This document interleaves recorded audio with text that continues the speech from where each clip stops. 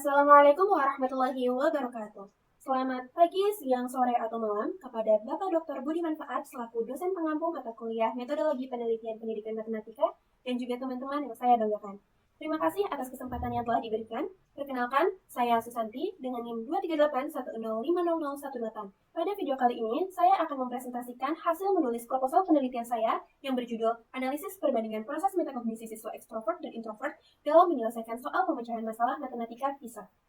Langsung saja, penelitian ini lahir dari kegelisahan saya melihat tantangan besar yang dihadapi siswa kita dalam kancah internasional, khususnya pada literasi matematika. Urgensi penelitian ini sendiri didasarkan pada 4 latar belakang utama, yaitu yang pertama, pentingnya kemampuan pemecahan masalah di abad ke-21, di mana pendidikan matematika saat ini tidak lagi menitik beratkan pada komputasi sederhana, melainkan pada higher order thinking skills atau HOTS, di mana siswa dituntut untuk memiliki kemampuan analisis, penalaran, dan pemecahan masalah kompleks sebagai standar kompetensi global. Selanjutnya, yang kedua yaitu peran PISA sebagai indikator internasional serta rendahnya skor PISA siswa Indonesia. Berdasarkan data PISA pada tahun 2022, kemampuan literasi matematika siswa Indonesia masih menjadi tantangan serius dengan skor 366 yang terpaut sangat jauh dari rata-rata OECD sebesar 472, menempati peringkat 70 dari 81 negara. Di sini terlihat jelas adanya kesenjangan yang signifikan dalam kemampuan siswa Indonesia dalam menyelesaikan soal-soal kontekstual berskala internasional.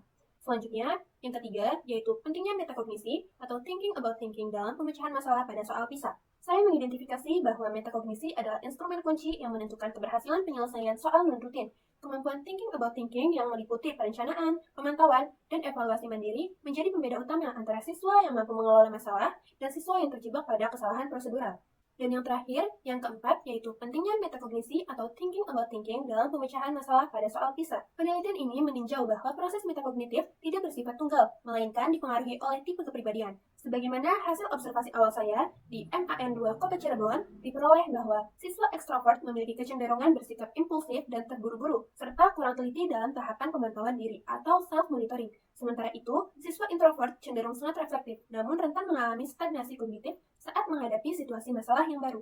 Oleh karena itu, diperlukan sebuah analisis perbandingan untuk memetakan bagaimana profil metakognisi ini termanifestasi pada kedua tipe kepribadian tersebut. Harapannya, hasil penelitian ini dapat menjadi landasan bagi pendidik dalam merancang strategi pembelajaran yang lebih adaptif dan tepat sasaran sesuai dengan cara berpikir unik setiap siswanya. Selanjutnya, pernyataan masalah. Dalam penelitian ini, keberhasilan menyelesaikan soal matematika standar PISA sangat bergantung pada efektivitas metakognisi. Namun realitasnya, siswa Indonesia masih kesulitan mengelola proses berpikir tersebut saat menghadapi soal non-rutin yang kompleks. Hambatan ini diperumit oleh perbedaan karakteristik psikologis, di mana siswa ekstrovert cenderung bersikap impulsif dan lemah dalam pemantauan diri. Sementara itu, siswa introvert beresiko mengalami kebuntuan karena terlalu berhati-hati. Kurangnya analisis mendalam mengenai bagaimana tipe kepribadian ini mempengaruhi proses perencanaan, pemantauan, dan evaluasi dalam konteks PISA, menyebabkan strategi pengajaran seringkali tidak tepat sasaran bagi kebutuhan unik dari masing-masing siswanya. Sedangkan itu, pertanyaan penelitiannya yaitu bagaimana perbedaan proses metakognisi siswa ekstrovert dan introvert termanifestasi dalam kualitas penggunaan komponen-komponen seperti perencanaan, pemantauan, dan evaluasi diri saat menyelesaikan soal pemecahan masalah matematika standar PISA. Kemudian, untuk memperkuat landasan teoritis penelitian ini, saya menyusun tinjauan konseptual yang mencakup 4 aspek utama, yaitu yang pertama, metakognisi dalam pembelajaran matematika. Dalam konteks matematika, metakognisi dipahami sebagai kesadaran dan regulasi diri siswa terhadap proses kognitifnya sendiri. Hal ini mencakup bagaimana siswa merencanakan strategi, memantau jalannya penyelesaian, dan mengevaluasi hasil kerja mereka untuk memastikan tidak ada kesalahan logika dalam memecahkan masalah. Kemudian yang kedua yaitu tipe kepribadian siswa, di mana aspek kedua ini adalah karakteristik psikologis berupa tipe kepribadian. Penelitian ini memfokuskan pada kontras antara tipe ekstrovert dan introvert, di mana siswa ekstrovert cenderung berorientasi pada dunia luar, bersifat spontan, dan berani mencoba, namun memiliki risiko impulsivitas dalam mengambil keputusan kognitifnya. Sebaliknya, siswa introvert lebih berorientasi pada dunia dalam, bersifat reflektif, dan penuh pertimbangan, namun seringkali terhambat oleh keraguan atau stagnasi saat menghadapi masalah baru. Kemudian, aspek yang ketiga yaitu pemecahan masalah matematika dan tahapan Polya. Aspek yang ketiga ini berkaitan dengan kerangka kerja pemecahan masalah. Saya menggunakan 4 tahapan Polya sebagai indikator operasional aktivitas metakognisi, yaitu yang pertama, memahami masalah, yang kedua, menyusun rencana, yang ketiga melaksanakan rencana, dan yang terakhir yang keempat adalah memeriksa kembali. Melalui tahapan inilah saya akan menganalisis secara mendetail bagaimana letak perbedaan pola berpikir antara siswa ekstrovert dan introvert. Dan aspek yang terakhir yaitu literasi matematika PISA. Aspek yang terakhir ini adalah instrumen yang digunakan, yaitu soal literasi matematika standar PISA. Soal PISA memiliki karakteristik yang unik karena bersifat kontekstual dan non-rutin. Soal-soal ini menuntut siswa melakukan proses matematis mulai dari merumuskan masalah nyata ke dalam model matematika hingga menafsirkannya kembali ke dalam konteks yang semula. Karakteristik soal yang kompleks inilah yang sangat efektif untuk memicu munculnya aktivitas metakognisi siswa. Adapun cakupan dari domain konteks PISA yaitu yang pertama, perubahan atau hubungan atau change and relationship, kemudian yang kedua, ruang dan bentuk atau space and shape, yang ketiga, bilangan atau quantity, dan yang terakhir yang keempat adalah ketidakpastian dan data atau biasa disebut juga dengan uncertainty and data. Sebagai simpulan dari tinjauan ini, saya ingin melihat bagaimana tipe kepribadian yang berbeda memanifestasikan proses metakognisinya saat melalui tahapan kuliah ketika dihadapkan pada tantangan soal standar PISA. Keterkaitan inilah yang menjadi inti dari analisis penelitian saya. Kemudian, selanjutnya untuk memperkuat landasan ilmiah penelitian ini, saya menyusun tinjauan teori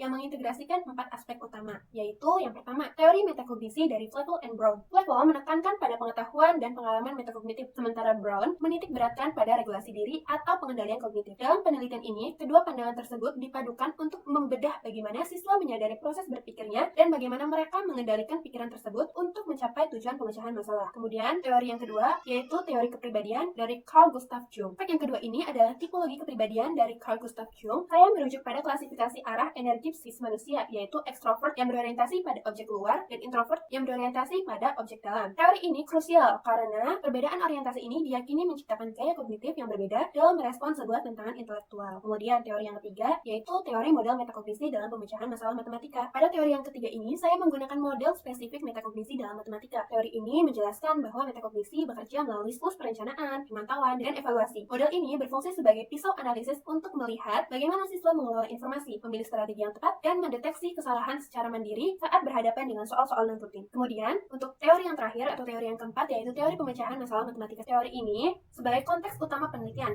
di mana saya mengadopsi kerangka kerja pemecahan masalah yang menuntut siswa tidak hanya menggunakan kemampuan berhitung, tetapi juga kemampuan matematisasi, yaitu kemampuan mengonversi masalah dunia nyata ke dalam model matematika yang sistematis. Nah, secara teoritis, penelitian ini menghubungkan keempat aspek tersebut dalam satu alur, yaitu melihat bagaimana kepribadian Jung memengaruhi efektivitas metakognisi Flevel dan Brown, kemudian diwujudkan melalui model metakognisi spesifik saat siswa melakukan aktivitas pemecahan masalah matematika. Integrasi inilah yang akan menjadi dasar bagi saya dalam melakukan analisis mendalam terhadap data yang ada di lapangan nantinya. Kemudian, selanjutnya yaitu penelitian terdahulu yang menjadi referensi pada penelitian ini adalah yang pertama yaitu penelitian yang dilakukan oleh Sari pada tahun 2022 menjelaskan mengenai memetakan profil metakognisi siswa dalam literasi matematika, khususnya cara siswa menyadari hambatan dan memilih strategi penyelesaiannya. Selanjutnya, penelitian yang dilakukan oleh Sari dan Kurniasari pada tahun 2022 menemukan bahwa siswa introvert lebih kuat dalam merencanakan dan evaluasi atau reflektif, sedangkan ekstrovert berani mencoba strategi dan melemah dalam pengecekan kembali. Selanjutnya, yang ketiga yaitu penelitian oleh Sari dan kawan-kawan pada tahun 2022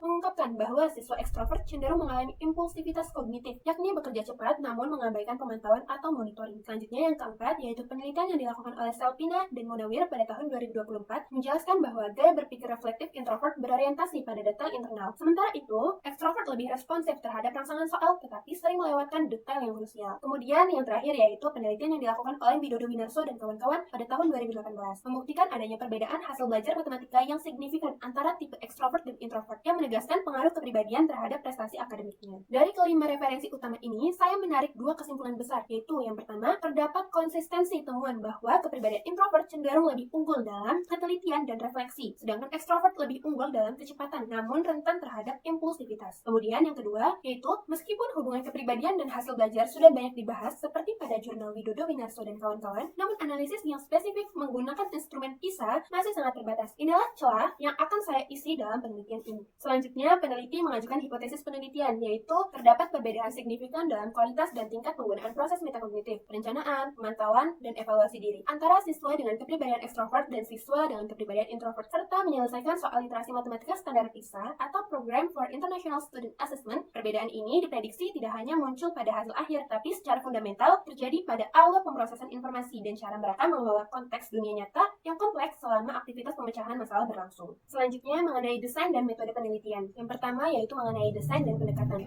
Penelitian ini menggunakan pendekatan kualitatif deskriptif dengan desain studi kasus komparatif. Fokusnya adalah membandingkan secara mendalam proses metakognitif antara subjek ekstrovert dan introvert. Kemudian subjek penelitian. Subjek dipilih melalui purposive sampling dengan kriteria memiliki skor kepribadian yang kontras atau ekstrim dan memiliki kemampuan komunikasi yang baik untuk menunjang pengambilan data. Dengan jumlah subjek, 3 siswa ekstrovert dan juga 3 siswa introvert. Lalu, instrumen dan teknik data. Saya menggunakan 3 instrumen utama, yaitu yang pertama, angket kepribadian untuk klasifikasi kepribadian. Kemudian yang kedua, tes soal matematika PISA sebagai stimulus masalah matematika non-rutin. Dan yang terakhir yang ketiga yaitu think aloud dan wawancara atau wawancara berbasis tugas, di mana siswa menyuarakan isi pikirannya saat mengerjakan soal untuk menganalisis aktivitas metakognisi secara real time. Adapun referensi yang digunakan dalam menulis proposal ini adalah sebagai berikut. Sekian yang dapat saya paparkan. Terima kasih atas perhatiannya. Wassalamualaikum warahmatullahi wabarakatuh.